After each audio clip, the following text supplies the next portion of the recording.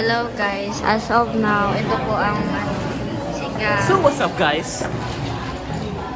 wala na. Ulit. Intro.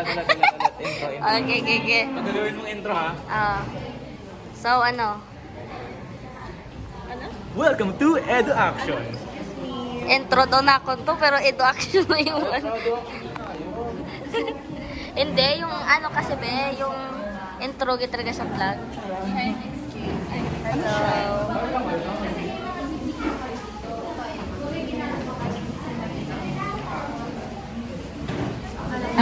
Yung mga PowerPoint presentations niyo po is downloaded na dito. So, kung wala naman kayong changes na ginawa, is ito na po yun.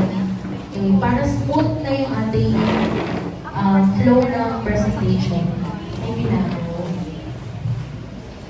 Kuya Darren? Darren po? Saka, yung sa likod po ng evaluators, pwede po dito tayo. Good luck, best. Kasi, dito tayo sa gilid. Makakita niyo 100 yung points.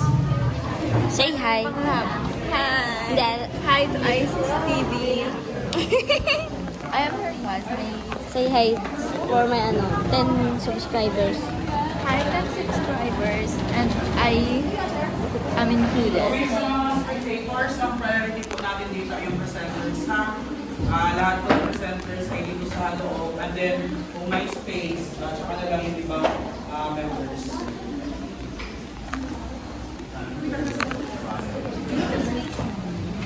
Ay, dulo. Wala, i-adjust ko pa nga. Bambisi Gador Sanday, oh. Sana may matanggap ko dyan. Itatawag ko yung pangalan. Ano yung pangalan ko? Ano nakalagay ko? Ang ito ko sa American.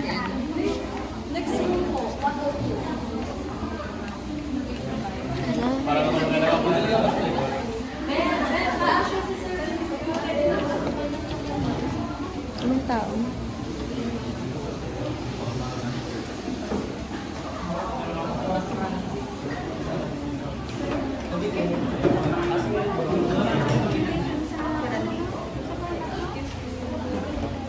Sir, pwede pa po.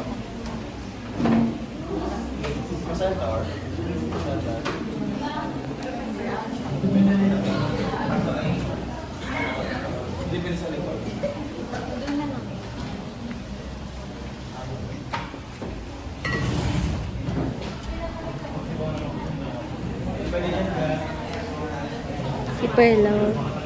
Support the best friend. Tignan mo yung panelist. Yung panelist.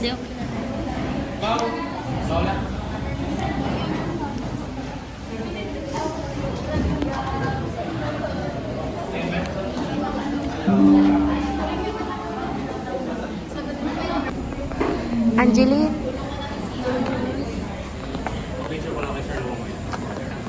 Good luck, best. May thirst trap mo sa vlog mo ngayon. Kapag man ride mo alima. Marami yung views mo ngayon. 10 viewers.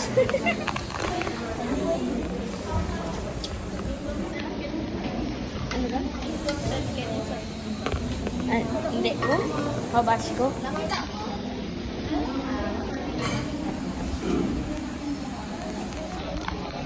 We're taking education through research, innovation, and extension.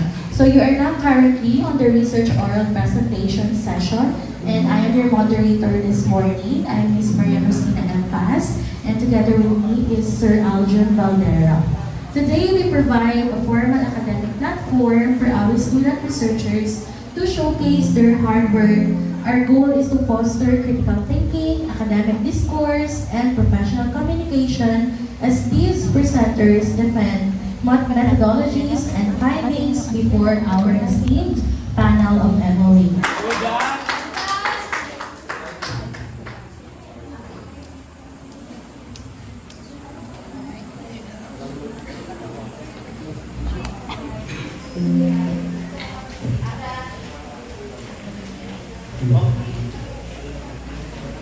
Hello, good morning to everybody. Good morning to our student audience, to our panels, ma'am and sir, and to our faculty. This morning, I'm very glad to be one of the presenters in this colloquium.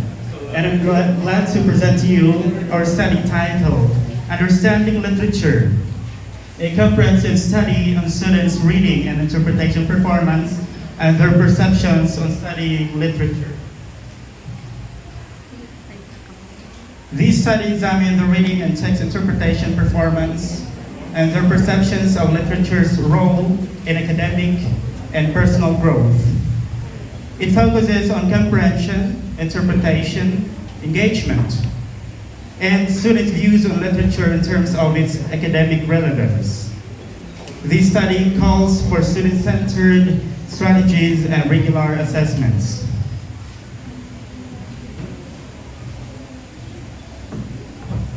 We have here our objectives of our study.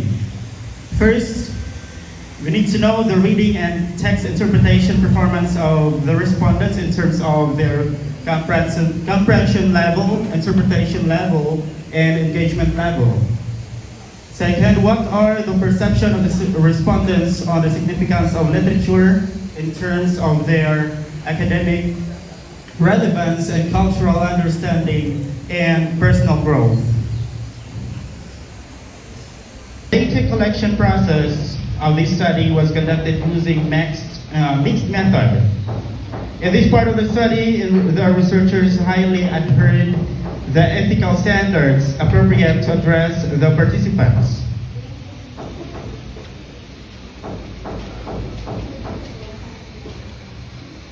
The quantitative results showed high performance with a mean score of 42.86 or 86%. Though it shows a high percentage, the 14% gap is still relevant and shouldn't be neglected.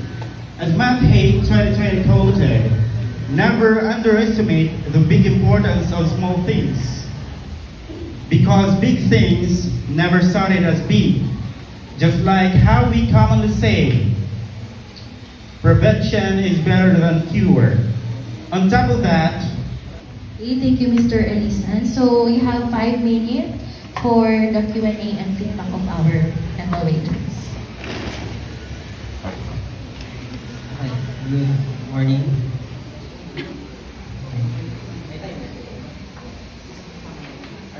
Okay, so first I will ask you the understanding literature and current study of students' reading and interpretation performance. What is the difference of your study from existing studies published? thank you for that question, sir. Okay, the main difference of our study from the past studies was, or is, that our study only focuses on the second year students here in RSU. Also, it is not being studied yet that literature has been one of the causes of students, just like barriers that I mentioned earlier, just like cognitive load, and also the stress, how do you call this? Stress contributor. Also, a literature could lead to something that is bigger, just like to change the teaching method of the teacher. That's it, sir.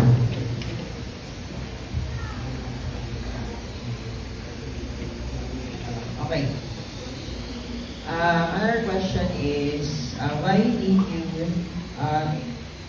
what is your methodology used? Okay, we have used the mixed method methodology, Okay, which so, is composed of quantitative and qualitative process. okay, why do you think that that is the best methodology for your topic? First, we have here the quantitative process, which measures through numericals, through numbers. Also, in part of qualitative, it measures the interpretations of the students through interviews and questioning. However, we adhere the strict confidentiality to interview them. Okay, last question. What is the best result of your study and why? Okay, thank you for that question, sir. I think the best result of our study is that this study aims to guide the educators to address barriers and improving teaching methods that suit every student affected by this impact.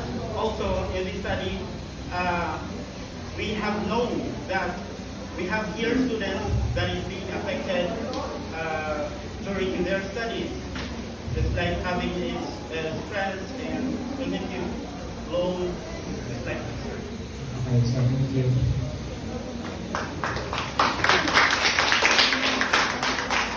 Alright, so congratulations to the first presenter. And so my first question, the question is actually about how do you think your study will contribute to the vast,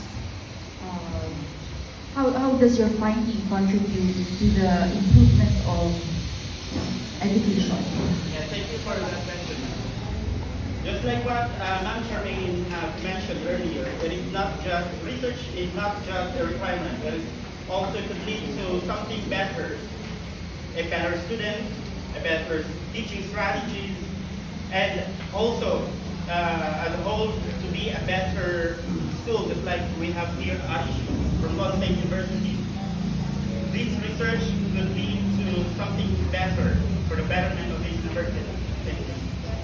Thank you. In relation to your answer, what specific teaching strategy were you able to Yeah. Thank you. recommend? In our study, there are some students that have mentioned that they are being stressed and being affected by studying literature. In this case, I think the better thing to do is to make something different, teaching method, just like giving them enough time to finish their work. Also to change the attitude of the teacher or the instructor teaching the subject, like that. Those are all parts of the study. All right, thank you. That 83% Hello guys, kinakabahan Filipino sa students use AI tools for academic purposes, with research and writing being the main areas of application. However, Descartes Institute reported that Philippines scored 0 in digital skills, ranking 82nd out of 124 countries. Okay, so moving on. We now call on our third presenter, Ms. Angeline T. Gabon, with her research titled Corpus Analysis on AI-Generated Essay, Basis for a Predictive Pattern Framework. So reminder to our presenters that we have a timer there at the back. So in order for you to manage your time very well.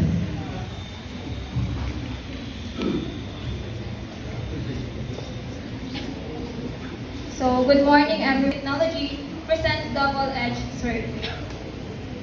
The ease with which AI can generate essays and complete assignments raises serious concerns about academic integrity. Also, the very definition of student achievement blurring the lines between genuine student effort and AI-generated content. The developers of this program promise high accuracy rates in detecting AI-generated content with almost 98 to 99+%. The tools are mostly used by teachers and students to detect any type of AI.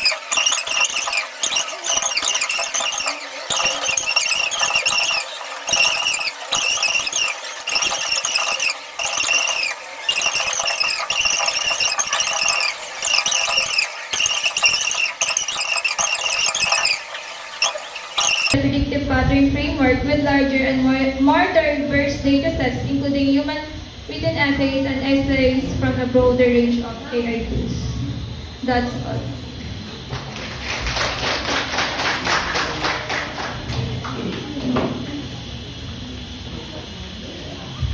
Congratulations, presenter.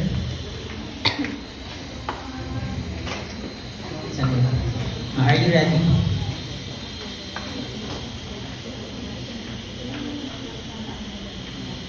Ready na kayo? Okay, so the first question is, do you think tools used in AI detection is necessary for academic integrity in education now that DepEd and other academic institutions are supporting the use? Yes, yeah? Okay, so you said earlier that there are many AI detection tools, right? So what are the examples? Turnitin and GD0, right? Okay. So do you think that these AI detection tools are necessary in academic integrity now that DepEd and other academic institutions support the use of AI?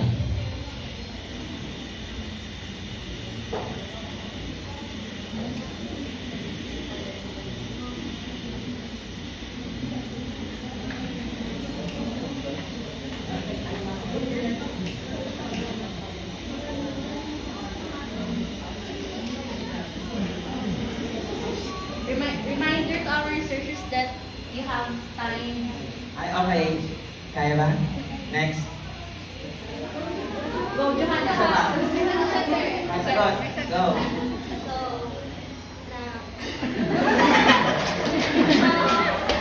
we should not just rely on AI but with the help of teachers po. Okay, so next question is, based on the result of your study, what is the most important patterns to identify AI-generated academic writings?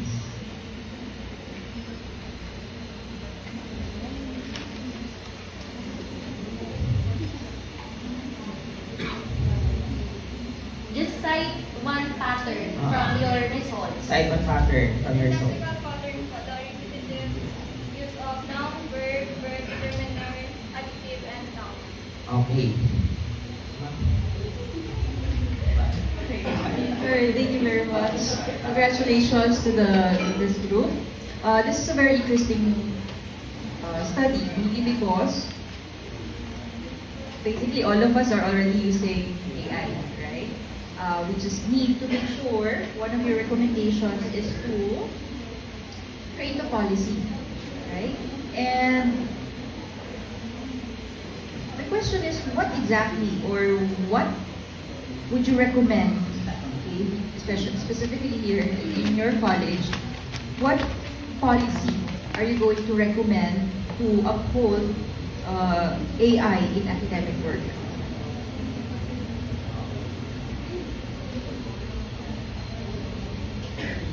Just a concrete policy, just one.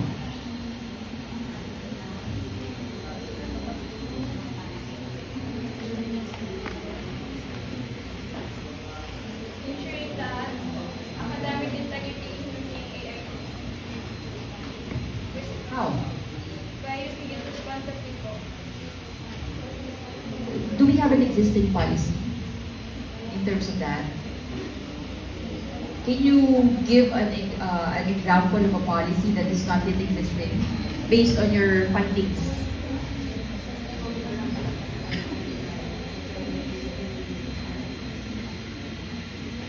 Wala pa po. So give me one. Wala pa po policy po. Yes, what would you recommend? Because one of your recommendation is to craft a policy. So say you are a policy maker, what would you recommend? Meron ba? If wala, okay lang.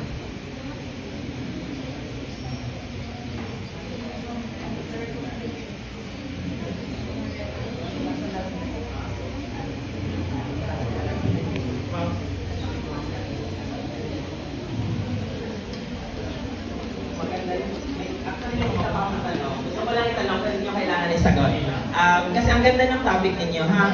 Sobrang ganda ng topic nyo. Yung isa sa mga gusto kong itanong is, do you think that there is a difference between the version of AI use or the type of AI that you're going to use in generation or in academic generation. For example, the level of generation power of AI nowadays is increasing.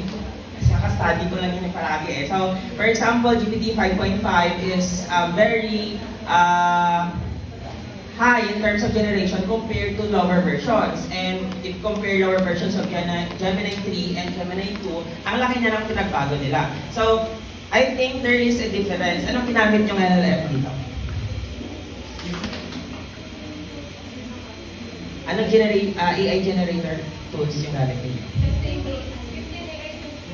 Lahat? Pero hindi, ano nyo, documented nyo yung versions. Yung versions.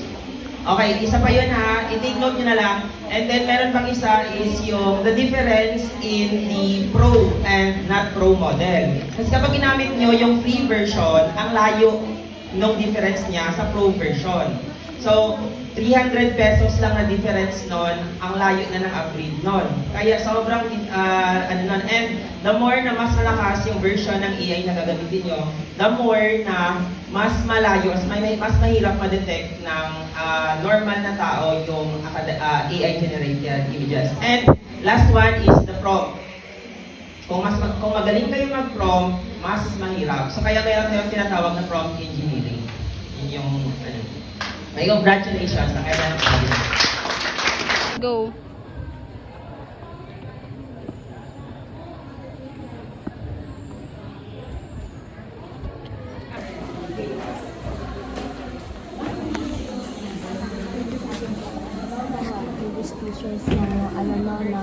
Stress na siya, stress.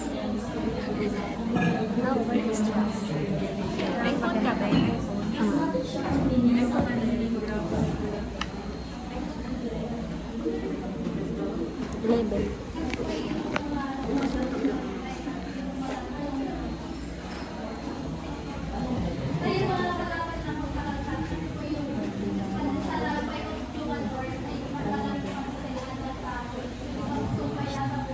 Eloy, swerte ka. Hindi ka ngayon. Buti hindi ka ngayon.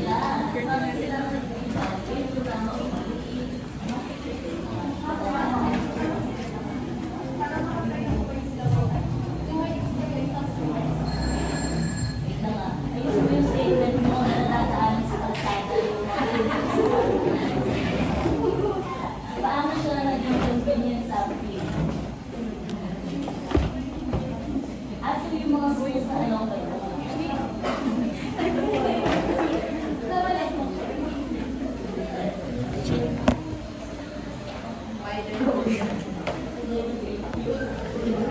Nakabahan ako sa Thank you ito. so much for this great discussion. Let's go to the next presenter. The study designed an evaluation of UCARD as a game-based approach for teaching and learning national number operations. Good morning everyone, especially our panelists. I am Mahalaga Sigabinete. Together with my co-researchers, Maria Gabinet and Marian Kabistisan. And today I'm going to present to you our research entitled Design, Development, and Evaluation of UCARD as Game-Based Approach for Teaching and Learning National Number Operations. For the researchers' introduction and background, according to PISA 2022, the results showed that 84% of Filipino students ranked 6th with the lowest mathematical intelligence. In addition, results from the National Achievement Test, NAT 2024, in academic track, 35.34%, in TVL track, 30.97%, and in sports track, 27.97%. Intelligence emerged years ago, we have witnessed its profound global impact on nearly every aspect of our daily endeavors, particularly within the field of education. So as 21st century and future educators, it is essential that we adapt to these innovations and explore their fullest potential to enhance learning. So current data shows that 86% of students worldwide already use AI. It also aims to determine if there is a significant difference between the evaluations of teachers and students. Additionally, the study is examines the applications of the findings and the relationships among the different evaluation factors. So for the methodology, this study used a developmental research method based on the model of Talisayan and Venturio, which includes the bases such as formulate objectives, write outline, analyze tasks, write or develop materials, try out materials, and revise materials. So this study was conducted at the Romblon State University, specifically at the College of Education. A quantitative descriptive research design was used with purposive sampling. So the respondents included a 30 SLP second and 60 students first year English major. And for the instrument, instrument, we used 5-point Likert scale and underwent the validation phase from the expert from the College of Education. And to test the reliability of the instrument, we used Cronbach alpha. Ayun na. Kayo na. Good luck, Bes. To determine the acceptability across criteria, and we see that determine the using the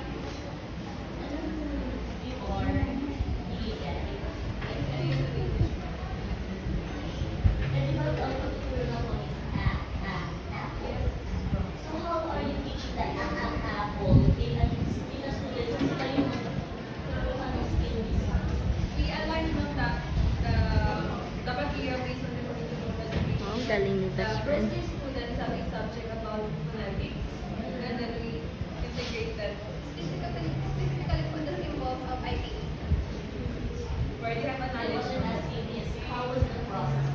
Usually phonetics is not an exploratory type of thing. Phonetics is something that's being formed. Like the way that we use Galing ni best friend.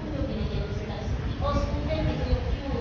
O student ay yung Support the best friend. Sundin itong manual. So that's why po I selected the first year students, since they are the relevant respondents for our study, since they have the knowledge about the IPA system. O doon tayo sa bigas na kailangan sa bigas na I teach ESL and we do not use we go away from this because I can a YouTube video, I can do games online,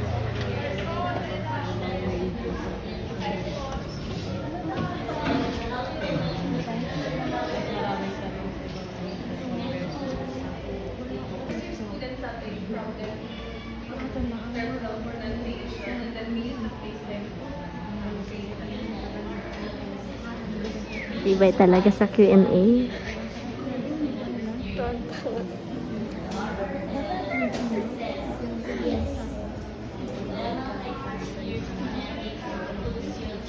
Best friend ko yan.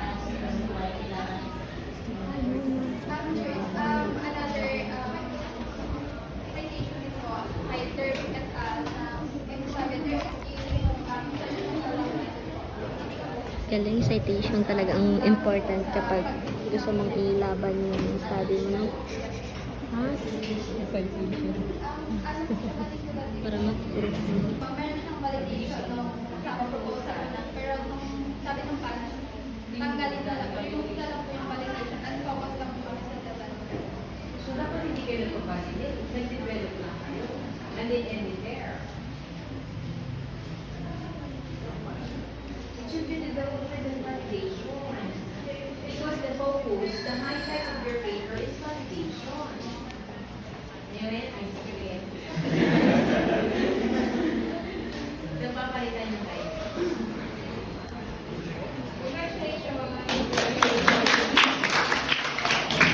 And finally, we're down to our last paper. Presentation by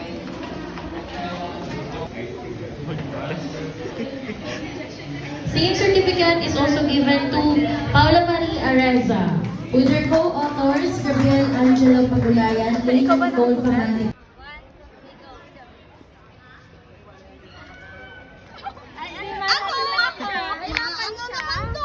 Mahirapan niya siya. Isa galing volunteer. O, madala Excited yung sa transition eh. Ikaw may gusto